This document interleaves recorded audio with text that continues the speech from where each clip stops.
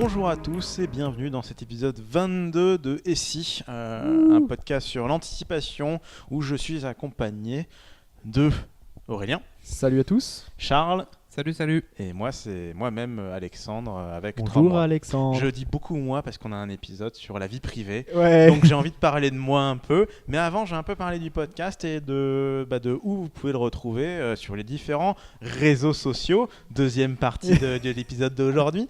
Donc vous pouvez nous retrouver sur Facebook.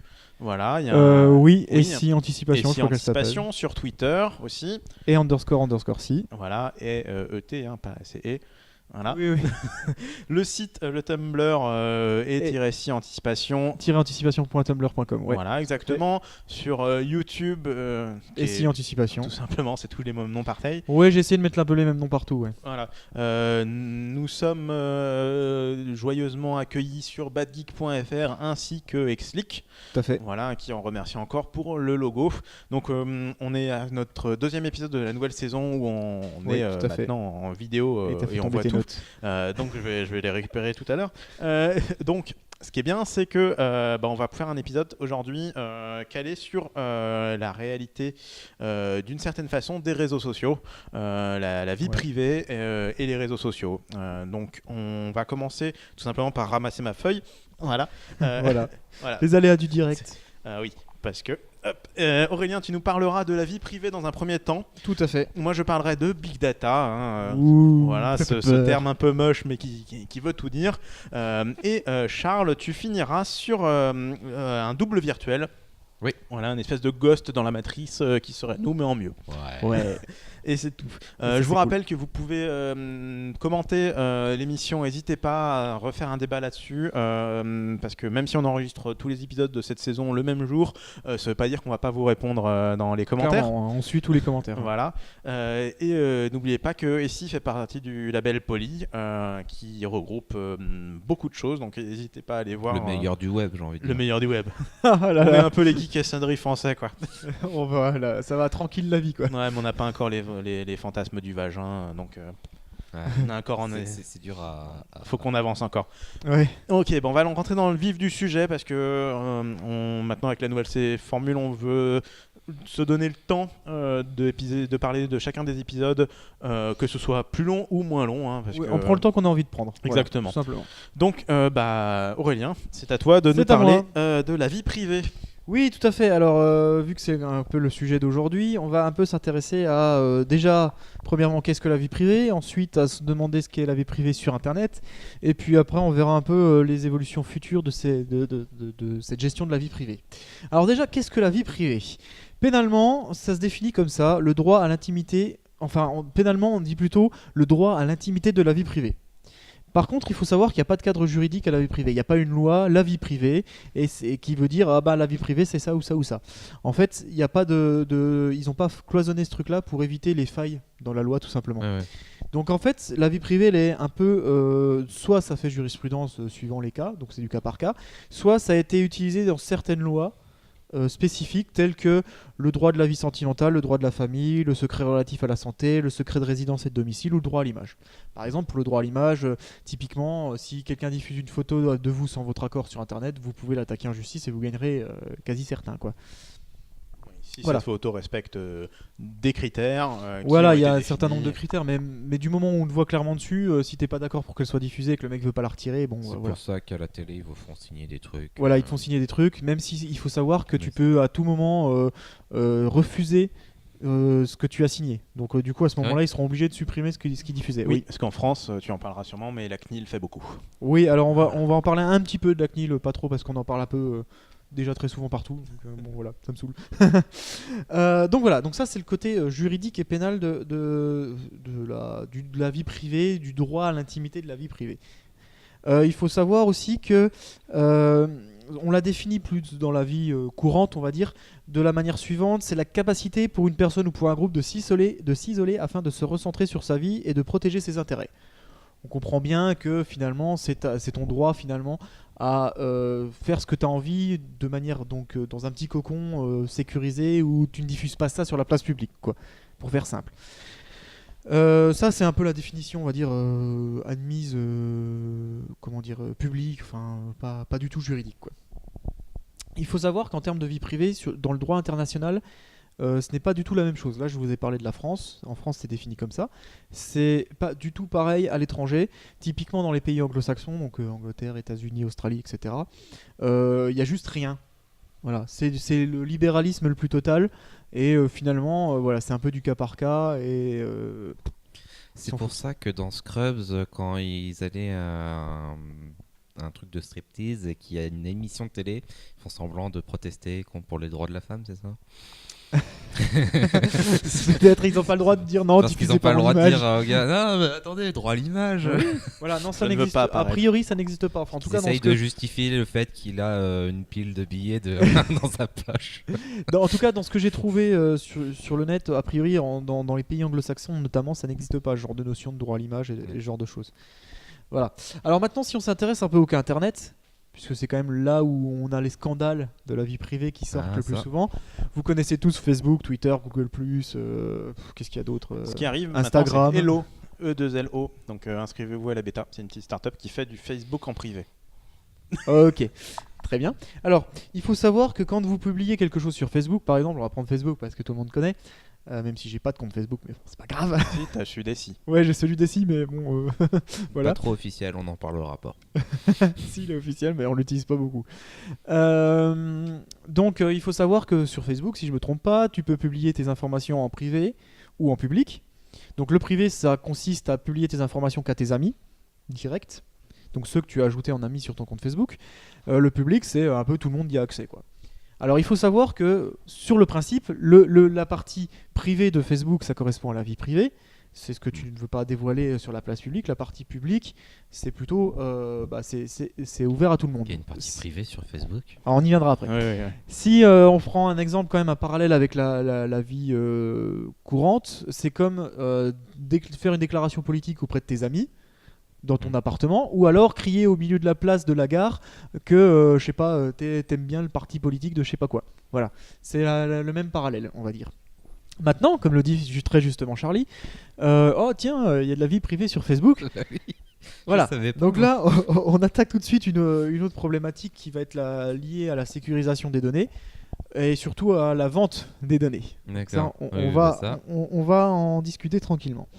Donc, la sécurisation des données.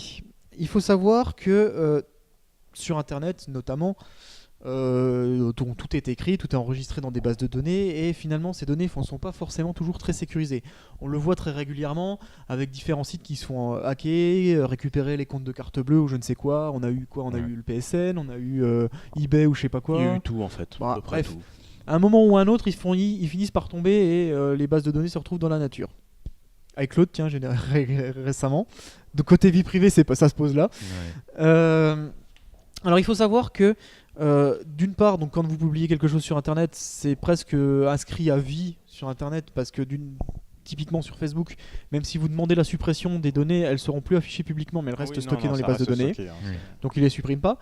En plus, il y a le risque de se faire hacker son compte, de perdre ses mots de passe, j'en sais rien. Déjà, il faut qu'ils les mettent en privé, ce qui est déjà pas gagné sur oui, Facebook. Alors, il y a des clics à faire, c'est compliqué. Ouais, après, il y a une utilisation à avoir des choses. Ceux qui sont spécialisés dans le brouillage de données Facebook, ils n'enlèvent pas. Vous savez, c'est des entreprises privées qui font oui, on va essayer de faire en sorte qu'on vous voit plus sur Facebook. Ouais. Ils n'enlèvent pas la donnée.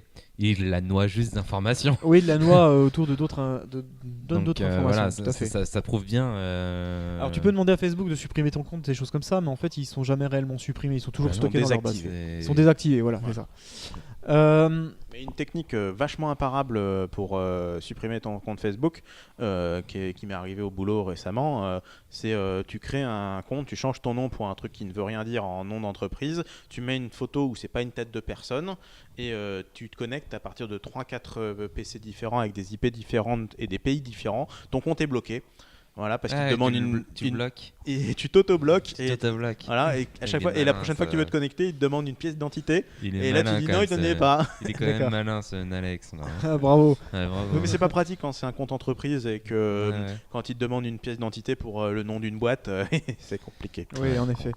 Alors, ce qu'il faut savoir aussi, c'est que vis-à-vis de la suppression des données, vous avez la CNIL, comme tu le disais tout à l'heure, qui encadre ou essaye d'encadrer. C'est quoi l'acronyme Centre national informatique liberté ? C'est ça. Voilà. Qui essaye d'encadrer un peu la gestion de vos données personnelles sur Internet. Donc ça veut dire qu'il y a des chartes qu'ils ont élaborées pour dire il faut faire ci, il faut faire ça au site. Il y a la possibilité d'utiliser la CNIL pour faire des recours si un site ou une personne ne veut pas effacer vos données. Typiquement, vous avez créé un compte sur un site où vous avez mis votre numéro de téléphone, je sais pas quoi, ils vous spamment d'appels et puis vous leur dites vous supprimez ça ou je fais un procès, ils vous rigolent au nez, vous pouvez aller contacter la CNIL pour gérer ça. Dans les faits, la CNIL est censée donc protéger un peu tout ça. Dans les faits, c'est pas si efficace quoi. En fait, le problème c'est qu'ils ont un impact sur la France. Voilà. Et ils n'ont pas d'impact international. Il faut voir que le problème d'Internet aujourd'hui, et des données sur Internet, c'est que c'est international. Facebook, ils sont pas français, ils en ont rien à foutre de la loi française. Globalement, on va le dire comme ça. Ils s'adaptent. Ils font genre, ça les intéresse parce que sinon ils savent qu'ils vont avoir des problèmes, mais ils s'en foutent un peu quand même. Il va falloir effectivement qu'il y ait des lois qui encadrent un peu mieux. Oui, alors après, l'autre problématique de sécurisation des données, outre les hacks et les lois, etc., c'est quand même que quand vous fournissez vos données à Facebook, par exemple, à Google+, ou à je sais pas qui, derrière vous savez pas ce qu'ils en font de ces données et potentiellement, et c'est pas potentiellement d'ailleurs, ils vont aller les revendre à des entreprises, à des sites de je sais pas de pubs, de machin, de trucs. C'est des régies pubs tout simplement. Des régies le bandeau pub, à droite du Facebook, c'est l'application directe. Voilà. Donc, alors ça c'est Facebook qui permet de cibler ta pub, mais ils peuvent aller revendre leur base d'utilisateurs pour typiquement ça se fait beaucoup. Par exemple, tu fais une carte chez Leclerc avec tes infos, parce que pour faire une carte Leclerc il faut donner un certain nombre d'infos. La carte Leclerc enregistre tous tes achats, donc ils savent que t'aimes bien les biscottes Eudebert et je sais pas quoi. Et puis derrière ils vont aller revendre ça à Casino, qui va permettre de t'envoyer des publicités qui vont bien, ou à je ne sais qui d'autre. Voilà. Ouais, mais il y a un gros business. Il y a un très gros business sur la revente de bases de données. Le big data. Alors voilà, je n'empiète pas plus parce qu'Alex va en parler après, mais l'idée est là. Il faut savoir enfin. Voilà, donc ça c'était pour la partie sécurisation des données. Maintenant, on s'intéresse. Alors, on va continuer d'avancer peut-être un peu plus dans le futur cette fois-ci. On va s'intéresser un peu à la diffusion des données et à la maîtrise de nos données. Vous avez, on le sait, notre monde devient de plus en plus connecté, nos informations sont de plus en plus partagées partout. On aura peut-être un big data, on en viendra après, qui de toute façon aura toutes les informations sur vous, de tous les détails de tout ce que vous pouvez imaginer. Enfin, ça paraît pas si loin que ça et pas très compliqué à mettre en place en fait.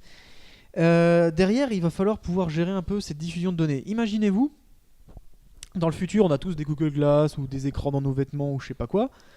Vous vous baladez dans la rue et puis vos Google Glass vont détecter le profil de la personne que vous voyez en face, vous affichez ses informations, savoir son numéro de téléphone, où il habite, ses mensurations, s'il aime bien les poneys, etc.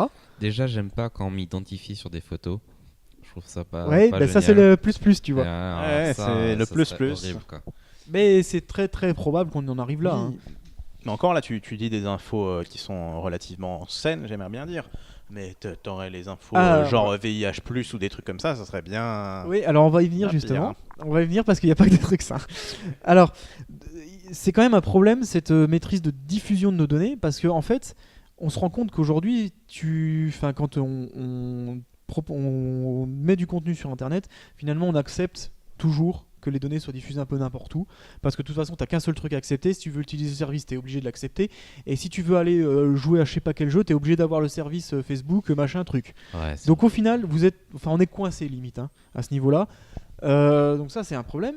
Et puis maintenant, plus vicieux, imaginons que on crée des grands écrans, des grands murs qui sont en fait des écrans publicitaires, et que quand tu passes devant, il va chercher tes cookies ou je sais pas quoi et il t'affiche la pub qui est liée. Potentiellement ça peut donner des trucs marrants, je sais pas, t'as fait un exposé pour la Russie, et puis récemment tu voulais je sais pas, chercher un truc pour des vêtements pour une femme, et puis là il te propose une pub pour des femmes russes quoi. Acheter une femme russe, je sais pas quoi. Tu viens de faire l'émission de SI sur le nazi et oui, par exemple. Et là enrôlez-vous dans les jeunesses néo-nazis. Ouais. Et là en plus de ça, c'est qu'en plus c'est sur un écran que tout le monde verrait. C'est ça. Alors là t'es bien quoi. Avec tu sais la pub qui te nomme Hey Charles, Charles, viens acheter une femme russe. C'est ça. Exactement. Non, Et c'est horrible. voilà, donc ça c'est quand même un truc assez terrifiant. Et je vais vous parler quand même de quelque chose qui est pour le coup actuel. Je sais pas si vous avez entendu parler de ce truc qui n'est présent qu'aux États-Unis mais qu'on peut quand même utiliser en France avec quelques petites bidouilles. Ça s'appelle. Tu parles des proxys. Ouais, non, je parle Netflix. d'une configuration d'un compte, c'est tout. Est-ce que vous connaissez Facebook Graph Search? Oui. Ouais, je pense que vous connaissez, on en a entendu parler. Le social graph. Jocelyn m'en avait. Ça s'est un peu tassé, on n'en entend plus trop parler. A priori, rendez-vous compte, aux États-Unis, ça a fait un tollé. C'est l'indignation générale pour ce truc-là. Wow. On est aux États-Unis, Ils découvrent les trucs. pays du libéralisme, là où on laisse tout faire, Bah oui. là où il n'y a pas de vie privée, quoi. Bah voilà. oui. Alors, qu'est-ce que c'est en fait ce Facebook Graph Search? En gros, vous avez un champ de recherche dans Facebook qui est en bêta pour l'instant aux États-Unis, qui pourrait arriver très prochainement dans le site final. Mais c'est Facebook qui l'a développé C'est ou- Facebook, je pense. Enfin, je sais pas si c'est une boîte derrière, je sais pas comment ça marche. Parce que du coup, il se plante une balle dans le pied, non? Non, parce que tu vas voir. En fait, l'idée, c'est de pouvoir rechercher des gens qui ont des centres d'intérêt communs avec toi. En tapant les centres d'intérêt, il te sort la liste des gens. Et je pense qu'il y a des Ah, critères oui. de localisation, etc., qui rentrent en compte. Et le truc, c'est qu'il y a des journalistes qui sont amusés à faire des tests du style pornographie, bébé, machin truc. Et ça te sort la liste des gens qui aiment la pornographie, les bébés, les machins, les trucs. Sauf que, en fait, c'est des données qui sont privées. Bah oui, Potentiellement, en fait, il va chercher dans tous tes messages, dans tous tes posts, dans toutes tes informations à droite à gauche, c'est ça. qui sont potentiellement privées. Ouais, les occurrences. Voilà. Et en fait, il te les affiche, enfin, il en tient compte quand même dans sa recherche publique. Parce que le Facebook Graph Search, ça sera un truc public. Ça ne recherche pas sur vos amis, ça recherche sur tout le réseau Facebook. Ce qui fait qu'en fait, vos données qui sont à la base privées sont en réalité publiques indirectement. Oui, enfin, j'ai envie de dire Facebook, ça n'a jamais été vraiment popularisé. Non, mais d'accord. Mais pour un utilisateur lambda, ce que tu mets en privé, il le voit pas. Ouais, Voilà. Théoriquement. théoriquement. Après, c'est très facile à craquer les comptes, etc. Mais c'est un autre débat. Mais malgré tout, c'est quand même un outil diabolique. Ah bah ça. Surtout qu'en plus, je sais pas comment fonctionne la recherche, mais c'est très probable qu'ils sortent les mots de son contexte. Ah bah oui, évidemment. Ah, C'est des mots-clés, c'est des Si c'est tags. de l'occurrence, j'ai Alors, tant tu peux- d'occurrence ça. C'est ça. Tu peux juste dire dans un post, je trouve que la pornographie des bébés c'est dégueulasse. Et puis en fait, tu tapes pornographie bébé, ils disent les gens qui aiment bien la pornographie bébé, machin, c'est toi quoi. Enfin, tu vois, du coup, Ouais. tu te retrouves dans des situations. Ou t'as fait un épisode ici avec le nazi. Le point Godwin à 18 Exactement. minutes. C'est ça. Ah non, je l'ai fait tout à l'heure. Voilà. Alors, ça c'était pour le truc actuel. Enfin, je vais terminer là-dessus. C'est pour ça que je pose mon petit papier. Voilà, comme ça, j'ai plus rien dans les mains. Je suis content. On va terminer sur ça. C'est bon, très bien. Vous avez vos données qui traînent sur Facebook, etc. Et aujourd'hui, ça existe, ça commence à apparaître et ça va être de plus en plus présent.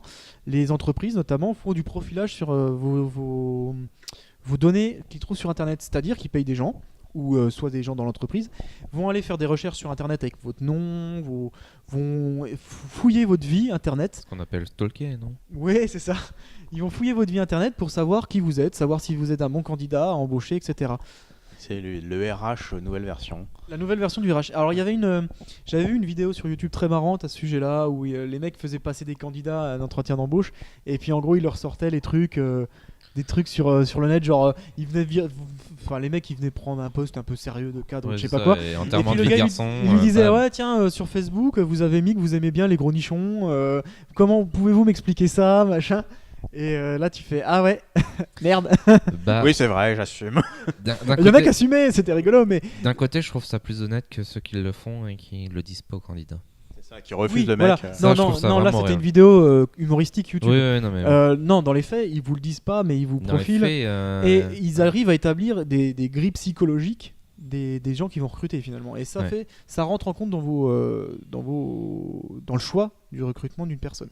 Mm. Donc, pour conclure quand même ma partie, c'est juste pour dire faites attention à ce que vous mettez sur Internet. C'est préférable. C'est pas une fois que les données sont sur le net que vous pouvez vous en sortir. Non, Après, c'est pas facile. on est très loin. Là, on est sur les débuts du droit à l'oubli en plus. Oui, ça commence. Ce droit alors, qui est un c'est peu pas compliqué. fait. C'est pas fait. Français.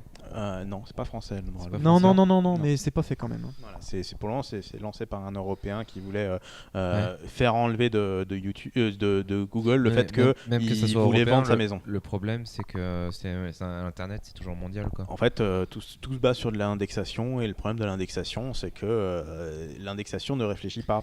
Mais ça a ses avantages, hein, le côté Internet, qui a pas vraiment de loi, etc. Ça a permis de faire plein de choses avec Internet. Hein. Oui, non, mais bien sûr. Après, moi, le conseil que je vous dis, c'est si vous voulez pas qu'un truc soit un jour public, vous le mettez juste pas sur Internet. Voilà, il faut être responsable. Voilà. Ça, c'est sûr. Ça, c'est des choix d'utilisation. Maintenant, je pense que les gens qui nous écoutent, les gens, ils se rendent pas compte. Il faut juste leur répéter les réseaux sociaux. C'est juste pas privé. Voilà, c'est ça. C'est juste pas privé. Aucune donnée en fait est privée. Maintenant, c'est très problématique parce que maintenant, par exemple, on fait beaucoup de choses par mail. Tu sais très bien que ton compte Gmail est lu et relu par des robots, par des machins et tout. Donc, et ça aussi, alors après, moi personnellement, je m'en fous que ça soit la NSA ou je sais pas qui lise mes mails.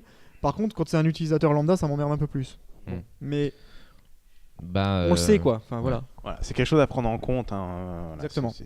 Faut pas commencer à psychoter là-dessus. Hein. Non, voilà, faut pas exagérer. Mais voilà, en tout cas, voilà, il y a des vraies problématiques qui peuvent dans le futur être très, très, très compliquées à gérer. Voilà. Effectivement. Donc moi, je vais un peu continuer sur ton idée et sur étendre un peu ça pour vous parler du big data, hein, parce qu'en fait, on le met plus en plus en avant avec des applications un peu bizarres. Ce qui vient souvent en tête des gens, c'est la série qui passe sur... Ouais. Je voulais juste que tu fasses un point sur le vocabulaire parce que moi je suis pas au point. Bah en fait, Big Data, iCloud, grosses données. Voilà. Big Brother, tout ça. Bah, Big Data, c'est une immense base de données qui répertorierait tout. Alors, je vais pas parler du cloud parce que ça n'a strictement rien à voir. Ça n'a rien à voir dans l'histoire. C'est juste du stockage, ça. Hein. D'accord. Tout ce qui est dans les nuages, c'est vous aviez votre disque dur, maintenant vous avez du stockage dans les nuages. Voilà. C'est pour ça que j'ai du mal à différencier. La big data, c'est imagine-toi quelqu'un qui construit une grosse base de données qui répertorie toutes les informations des profils sur d'internet. Mais celui qui va acheter les données. Je vais en parler un peu plus longuement en fait, vu que c'est ma partie. Vas-y. Voilà. Donc, pourquoi on est arrivé au big data et comment fonctionnent les sites web, parce qu'on parle de sites web actuellement et presque que ça actuellement. Tout est dans la façon de gagner de l'argent par les nouvelles startups qui font des sites web.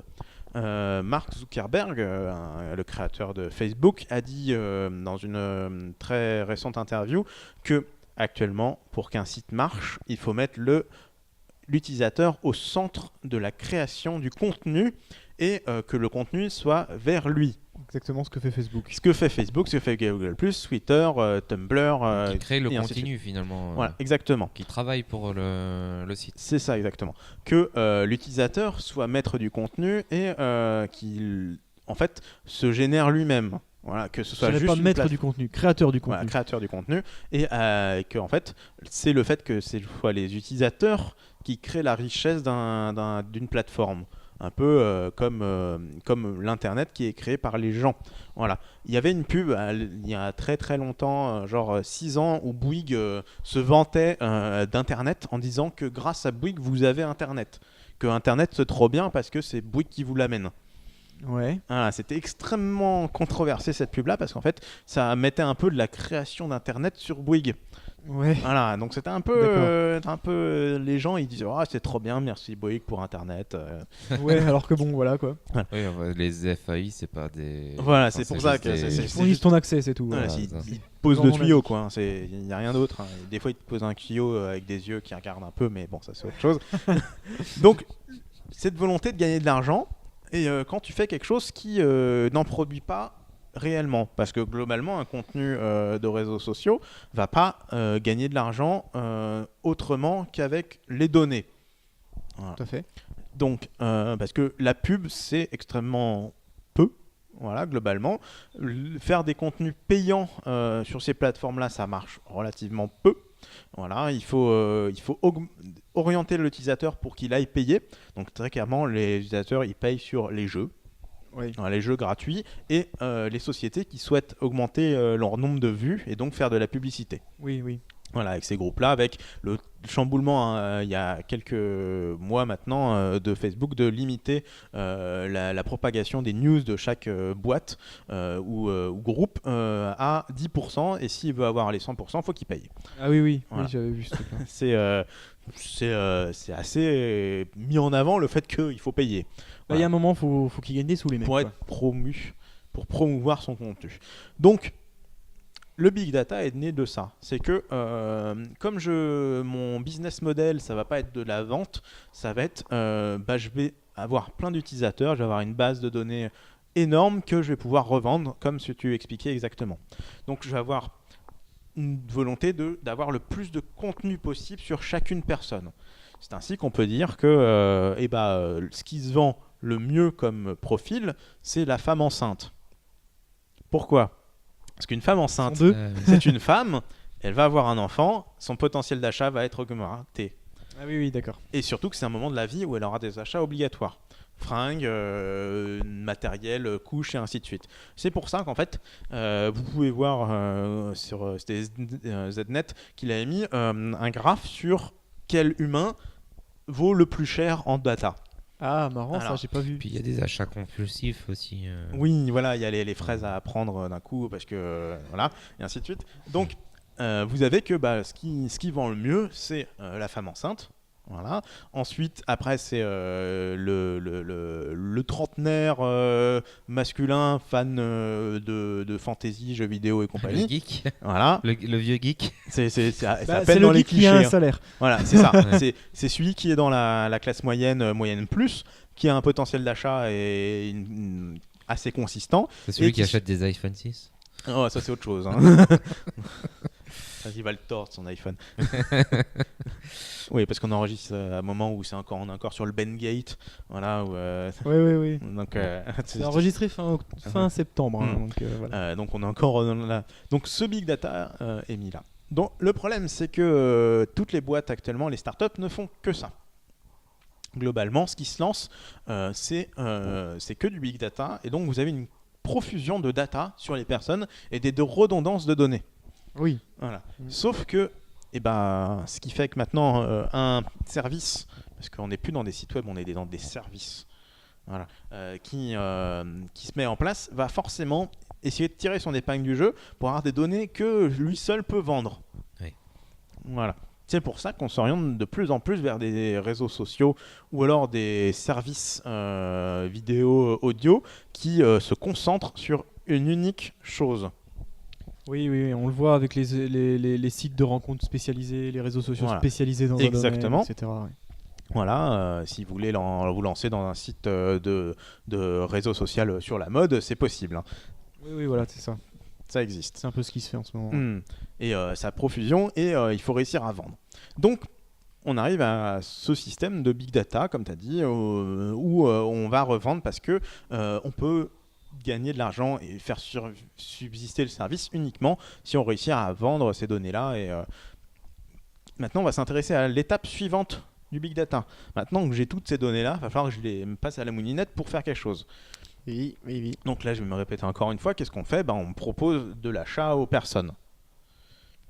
Est-ce que tu avais vu cette info sur les Américains, là, la NSA et compagnie, qui récupéraient chaque jour, avec la puissance de calcul qu'ils avaient de traitement, ils récupéraient chaque jour pour 1 an de traitement de données, un truc comme ça. Oui. Enfin, c'était un truc de malade. Voilà. Donc après, ces données-là, on pourrait faire la série phénomène en ce moment, c'est Person of Interest, qui dit oh là là, j'ai fait une grosse machine qui va traiter tout ça pour extorquer les données et découvrir le grand méchant qui va tuer quelqu'un. Voilà. Oui, parce qu'après, une fois que tu as les données, tu as les algos derrière qui en déduisent des infos. Minority Report, où on va commencer à te prendre, te stopper avant que tu fasses la connerie. Voilà. Ça, c'est des intérêts pour la société. Moi, ce qui me gêne, c'est les intérêts pour leur tête, où ils vont juste vendre des trucs. Quoi. Ah, mais c'est un business model. Ils pourraient te déduire un algorithme sur leurs big données pour trouver la personne qui serait la meilleure au poste que tu recherches ou des trucs comme ça. Où il pourrait trouver l'histoire qui t'embarrasse le plus sur internet avec un algorithme et te faire payer pour pas la divulguer. Et te font payer tous les mois. C'est ça. Et tous les mois ils doublent. Et tous les mois ils doublent comme des bâtards. Après, ce qui est le problème à ça, c'est que la solution pour pas être dans ces fichiers de big data, c'est de pas être sur ces différentes plateformes, mais se crée un autre souci qui est la pression sociale actuellement, qui est de plus en plus importante là-dessus, qui est totalement débile et qui s'applique uniquement aux personnes qui finalement ont le moins de capacité pour pouvoir réagir à cette nouvelle façon. Donc c'est les personnes qui sont pas dans cette mouvance-là de protection de données, qui vont pouvoir ainsi, de cette façon, être le plus gros cible de marche, vu qu'ils ne savent pas ce que c'est, ils ne savent pas de comment faire, et ils mettent toutes leurs informations dessus. Donc c'est des personnes relativement... C'est du racket sur l'ignorance. C'est du racket, exactement. Sachant que on parle de Facebook et compagnie, mais Amazon, eBay... Pareil, etc. C'est exactement la même chose. Ils savent ce que vous commandez vos cours sur carrefour.com, c'est pareil. Ça rentre dans ces données-là. Hein. Ouais. Pour moi, si ça tenait qu'à moi, il y aurait un internet juste pour les réseaux sociaux et pour les commerces avec des lois très très très très strictes. Mais bon. Non. Bah non, parce que si tu rentres dans ce principe-là, c'est que tu filtres internet. Et le filtrage internet, c'est très controversé. Je sais, mais moi, des fois, ça m'arrange. J'aimerais bien taper un truc sur Google et avoir que des sites marchands. Et des fois, j'aimerais vraiment, mais plus souvent, n'avoir que ce qui dépasse, quoi. Enfin, tout ce qui n'est pas site marchand. Ouais. Honnêtement, bon, voilà. Je trouve ça dommage. Mais oui, Google joue tant de perche. Ouais, c'est ça. Faites un truc pour Charlie. Faites une fonction enlever eBay, rue du commerce et compagnie. Ouais. Donc voilà, le problème, c'est que on arrive dans une volonté où il faut éduquer les jeunes et les personnes qui n'ont pas les compétences ou qui l'ignorance exactement là-dessus. Ouais, c'est pas le problème, c'est que les truands, ils s'adaptent à chaque fois pour. Ils s'adapteront toujours. Alors, pour avoir des arnaques. Le truc, c'est que là aujourd'hui, c'est facile. Ouais, si tu éduques un peu, ça sera peut-être un peu plus compliqué. Déjà, il faut quand même s'y connaître. Pour nous, c'est facile. On est de la génération qui s'y connaissait. Oui, mais pour nous, c'est facile d'aller arnaquer quelqu'un qui connaît pas. Justement. Ah oui, exactement. Ah oui, pour nous, c'est facile d'arnaquer. Voilà. Ouais. Pour nous, pour des gens qui connaissent un peu la technologie. Pour se défendre, c'est déjà un peu plus difficile. Oui, faut bien connaître sûr. toutes les ficelles. Faut avoir de la connaissance. Faut voir aussi qu'au niveau législation, de toute façon, on a toujours 30 ans de retard, surtout ou presque. Alors, de toute façon, surtout Internet, c'est pas fait. Là, ça évolue. Et ça évolue. Oui, voilà, ça évolue tellement vite qu'on a toujours du retard. Là, il va falloir faire un truc, quoi. Exactement, c'est bonne chance. Ah oui, mais c'est c'est cette volonté-là. On va pas pouvoir en faire grand-chose, en fait. Et surtout qu'on veut garder Internet libre, comme tu l'as dit. Oui, c'est ça. Et surtout, on veut un Internet neutre. Neutre et libre. Voilà, il y a une vraie problématique entre, comme toujours, entre la liberté et le contrôle, quoi. Oui. Donc, il y a eu des choses sur cette neutralité en ce moment. La liberté et l'abus. Qui se pousse un peu, mais voilà. Le big data, très clairement, on va continuer. Le problème, c'est qu'actuellement, ce qui fait que une société de services communautaires grossit, c'est qu'elle réussit à vendre ces données-là. Mais sauf que il y a tellement de redondance et actuellement, c'est uniquement les très très gros qui réussissent à sortir du lot. Voilà, les très gros Facebook.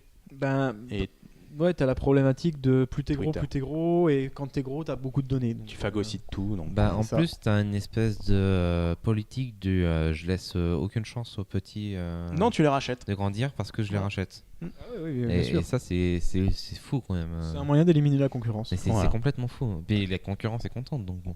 Bah oui, on les réintègre. J'ai eu $1 milliard pour mon truc où j'ai 3 péons, très bien. Voilà, c'est que la concurrence est un milieu en fait qui finalement n'existe plus de cette certaine façon-là et qui se fait bouffer, et on arrive à des monopoles qui, si on était sur un marché contrôlé, ne pourraient pas se mettre en place. Parce que tu as les vérifications par les organismes du commerce. Exactement. Qui s'appliquent pas. Ouais. Mais après, c'est tout ce qui est insidieux. C'est une raison pour ça, c'est que au départ, ces services sont gratuits.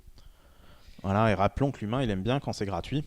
Mais qui paye après, ça le dérange pas. Mais si le départ est gratuit, c'est la porte ouverte. Moi, de moins en moins, honnêtement. Et oui. Je suis le free-to-play. Ah, bon, ça. Mais la majorité, non. La majorité, non, et dépense encore plus que si. Parce que c'est le principe du ouais, c'est gratuit, donc je peux avoir accès à mes trucs. Et puis tiens, on me propose un truc payant. Ah ouais, c'est pas trop cher. Allez, c'est bon, je le prends. Puis plus. Les étapes. Voilà. C'est les étapes. C'est des étapes marketing de vente. Ouais. Voilà. Ça nous mène à la dernière partie de cet épisode sur le double virtuel. Qu'est-ce qu'on va faire de ces big data là? On a plein de données sur Internet. Plein de données. On pourrait nous recréer avec cette conscience collective de l'Internet moderne. Alors je vais balancer des idées comme ça. Oui. Vu qu'on est vraiment dans les réseaux sociaux, je vais utiliser ça. Qui pourrait être appliqué en bien ou en mal. On va aller de bien vers le mal. Donc imaginons un site qui fait rencontrer des personnes entre eux. Wow. Ouais, mythique ou je sais pas quoi. Voilà. Mektoub. Qui va s'appuyer sur votre profil, sur votre page, tac tac tac, avec des algorithmes, etc. pour vous trouver la femme parfaite ou l'homme parfait. La russe que tu peux acheter pas cher. Donc c'est ça la femme parfaite pour toi? Non. Non mais oui, c'est ça l'idée. C'est-à-dire que on sait très bien qu'il y a plusieurs types de relations. Il y a celles qui se ressemblent et qui s'assemblent, celles qui préfèrent les opposer. Enfin voilà, chacun son délire. Oui. Mais moi je suis très loin de tout ça. Mais on peut imaginer, je sais qu'il y en a qui sont assez calés là-dessus et qui pourraient très bien imaginer un algorithme pour, t'as un tel profil, toi t'as un geek, on va te mettre plutôt avec une geek. Ça existe déjà. Voilà. Oui. Ça fonctionne plus ou moins quoi. Imaginons un grand truc qui répond, qui va juste va vous catégorifier directement avec votre profil Facebook. En 2-3 clics, ils ont toutes les informations qu'ils veulent. Ouais. Et là, directement, ils te trouvent la femme parfaite. Plutôt une bonne utilisation des réseaux sociaux pour le coup. Pourquoi pas? Même si certains diront oui, mais l'amour ne se limite pas à des statistiques. Tant qu'elle est présente sur le service, surtout. Parce que non, tant que vous payez après, elle n'est pas encore inscrite, la femme de ta vie. Non, pour certains de nos amis, ça aurait été dur, mais. Donc imaginons maintenant une autre utilisation plutôt positive du service. On joue à un jeu vidéo. Ouais, ça arrive. Typiquement un StarCraft 2, enfin un StarCraft 3 parce qu'on est dans le futur. Ouais, voilà. Ou 4, parce que Titan ça a été annulé. Donc non, ils mettent 15 ans à en sortir un. Alors. Ah ouais, merde. Déjà Legacy of the donc Void. StarCraft 3 ou Legacy of the Void, ça dépend du temps qu'ils vont mettre. Voilà, StarCraft. Et imaginons que on joue, on a les options actuelles, jouer contre l'IA, qu'on utilise très peu, jouer contre quelqu'un d'internet en classé ou en non classé. Voilà, ça c'est ce qu'on a en 1v1 actuellement sur StarCraft. Imaginons maintenant qu'on a une 4e case qui s'appelle jouer contre l'IA adapté. Et là, on va les serveurs de Blizzard vont directement aller voir votre profil Facebook et tac tac tac. Ah tiens, t'es plutôt audacieux, on va te mettre un challenge pour toi. Tu vois l'idée? Ouais, ok. Ouais. Avec ton profil psychologique, ils arrivent à te mettre l'IA qui va bien, quoi. Voir l'IA qui te fait progresser aussi. Ouais. Tu vois un peu l'idée? Ouais, ils voient que t'es un mec plan-plan qui aime pas trop la compète, ils vont te mettre une IA facile. C'est ça. Ouais, d'accord. Ou il y a des profils de joueurs qui adorent ne pas attaquer avant 20 minutes. Ouais, No Rush 30. Ouais, No Rush 30, enfin des trucs qui se faisaient sur StarCraft 1 qui se font plus trop sur StarCraft 2 parce que bon, faut pas déconner. Mais il y en a beaucoup qui font ça. Oui. Et pourquoi pas faire une IA, No Rush 30. Ah oui, ça peut être très marrant. Oui. Ou il y en a qui adorent trahir. Et dans ce cas-là, tu mets des IA qui prévoient 2-3 trucs. Ah ouais. Non, honnêtement, il y a du taf. Et ça pourrait être vraiment intéressant. Je pense qu'on est intéressé. Ça pourrait être rigolo. Ça pourrait être rigolo pour le coup. Bah oui, parce que exactement, là actuellement, on a une IA évolutive qui s'adapte et qui tape dans tes faiblesses. En gros, tant que tu gagnes, elle devient plus forte. Voilà. C'est ça. Et devient plus forte. Après, il pourrait pousser le truc et s'adapte à toi et s'adapte à tes faiblesses pour les faire bosser. Oui. Ça, on n'y est pas encore. Non. Voilà. Non, mais clairement, sur les échecs, on y est par exemple. Voilà. Avec vu que c'est vraiment très ancré, les IA sur les échecs sont extrêmement pointues.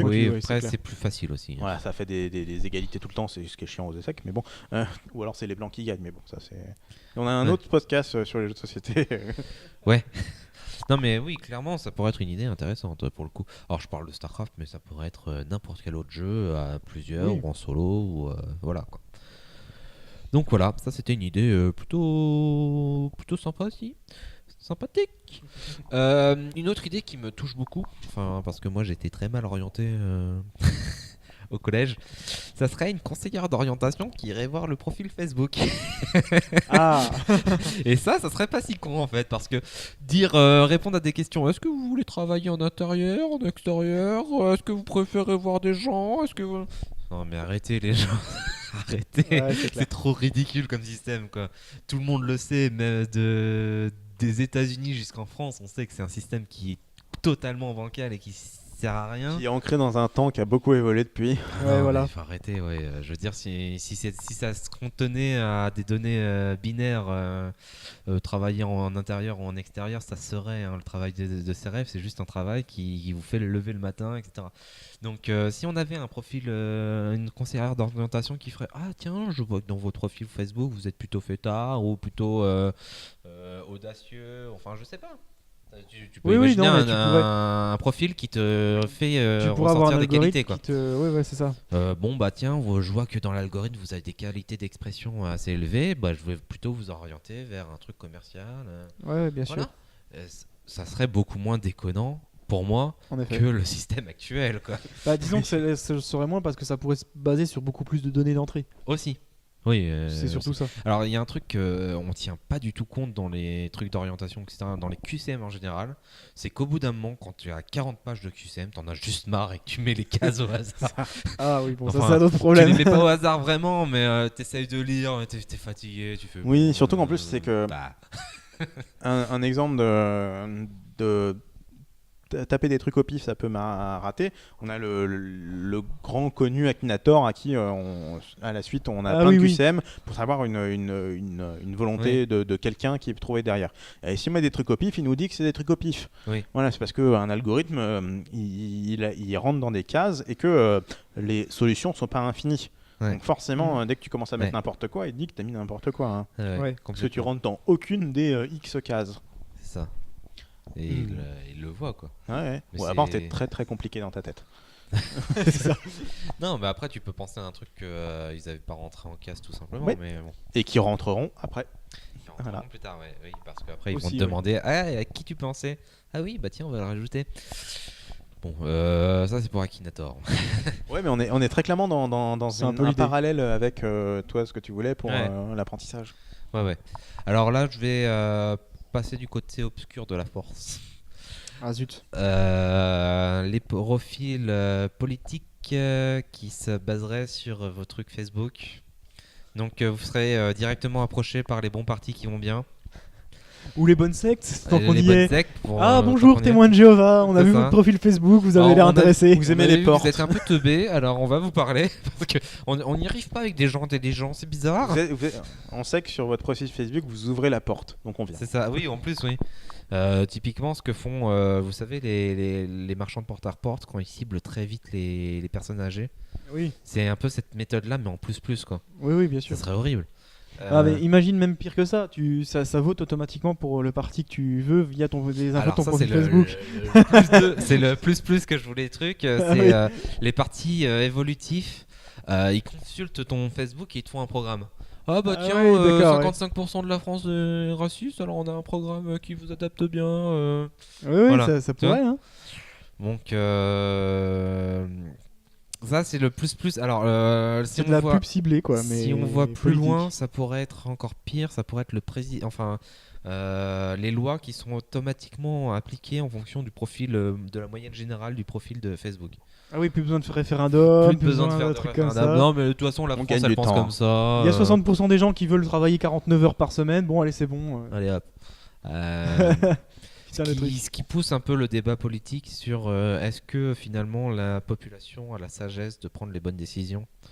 On va pas en parler dans ce podcast-là. Non, mais ça pourrait être intéressant d'en faire un jour là-dessus. Oui, sur la démocratie. Est-on vraiment dans une vraie démocratie ou alors une plutocratie ? Est-ce que la démocratie est vraiment le truc qu'il faut en fait ? La bonne solution ? La bonne solution.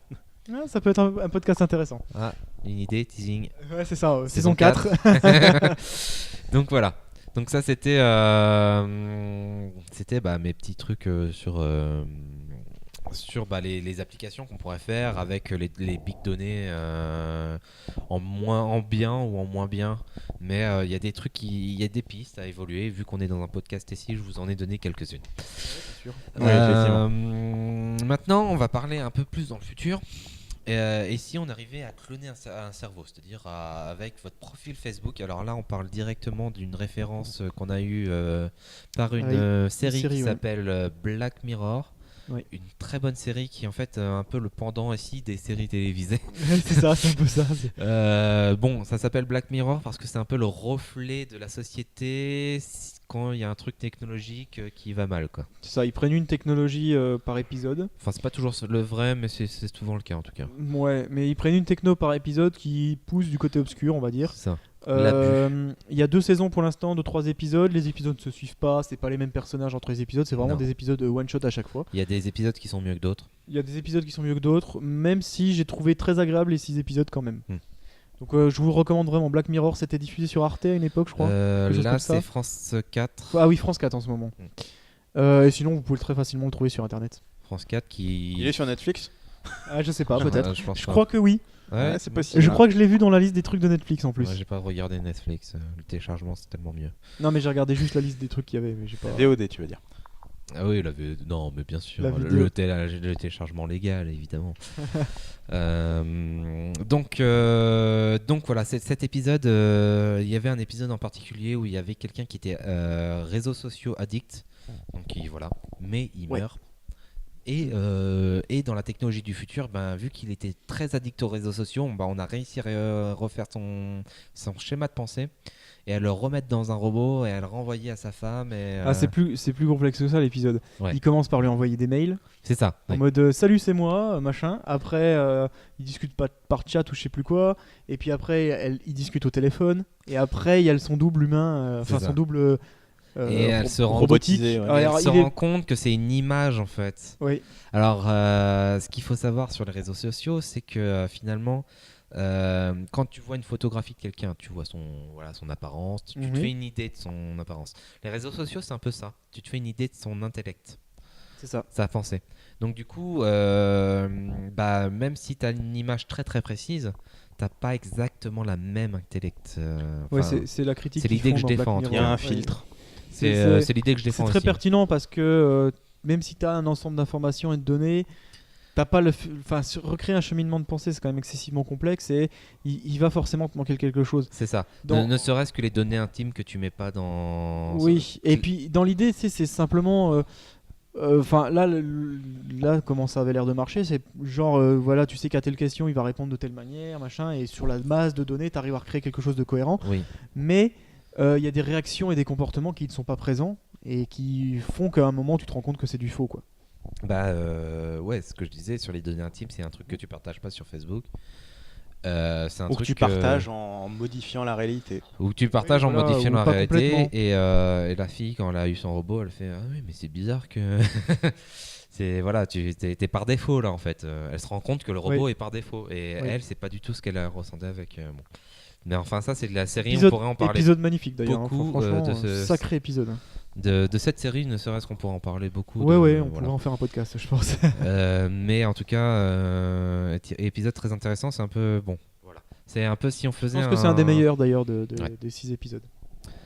Donc voilà, si on faisait revivre des gens parce qu'ils ont laissé une trace suffisamment importante sur Internet, ça c'est une idée que j'ai découverte dans cet épisode et que je vous retransmets par ici. Ouais, elle est loin d'être bête pour le coup. Loin d'être bête et loin d'être infaisable pour le coup aussi. Ouais, clairement. Surtout qu'on arrive actuellement de chaque année sur Facebook des profils de personnes qui sont décédées, hélas, et qui s'augmentent et qui s'accumulent. Donc et on arrivera bientôt à un moment où il y aura plus de profils de personnes mortes que de vivantes. Ah, mais là t'es sur mon étape plus.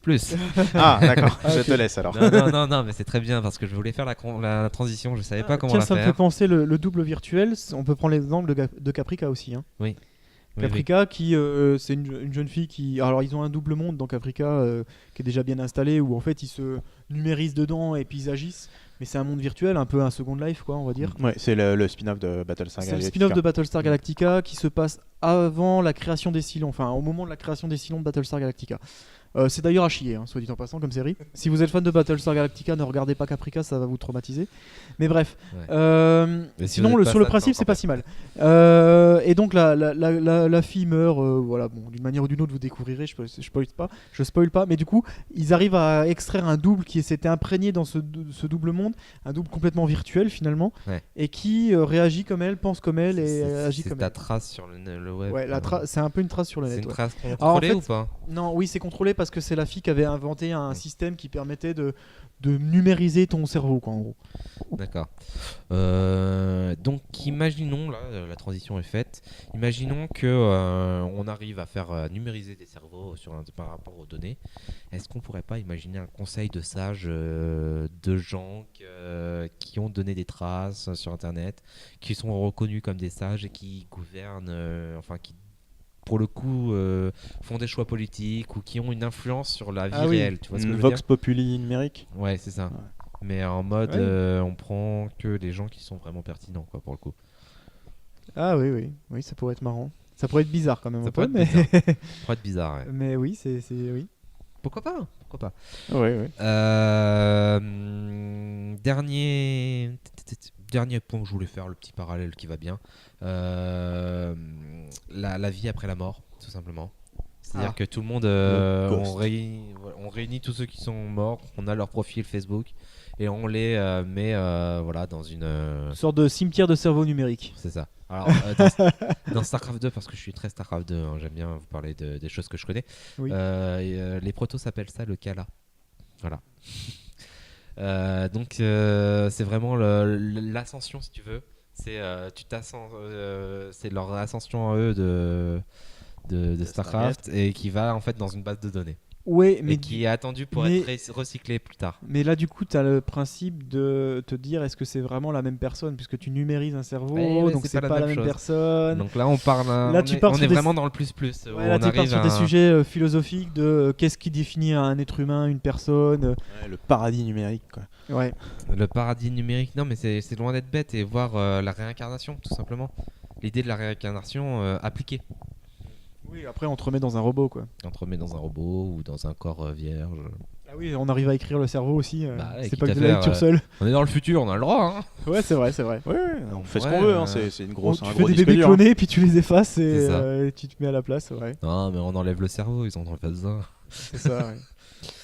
Donc voilà. Ça conclut ta partie. Ça conclut ma partie. Et ça conclut aussi l'épisode. J'espère qu'il vous a plu. N'hésitez pas de commenter sous tous les différents réseaux sociaux pour une fois. Voilà, vous avez le droit de pas être trop dans la vie privée. C'est bon. Quand c'est pour nous, ça passe. Faites ce que vous voulez. Hein. Et puis oui, éduquez-vous. Mettez-nous 0 étoiles, je m'en fous. Ouais, non. Après, si vous avez enfin, vous avez le droit de dire que vous aimez pas. Mais dites-nous pourquoi. Comme ça, on peut s'améliorer. C'est surtout ça. Le pouce rouge ou le 0 étoile ou je sais pas quoi là. C'est nul. Ouais, ça nous permet pas de nous améliorer, donc c'est un peu dommage, mais faites comme vous voulez après. Hein. On s'en fout. Exactement. On se retrouve dans 2 mois pour le 23 qui sera un épisode double. Voilà, un peu spécial parce que on prend notre temps maintenant. Voilà. Exactement. À bientôt. Ouais. Salut. Bisous.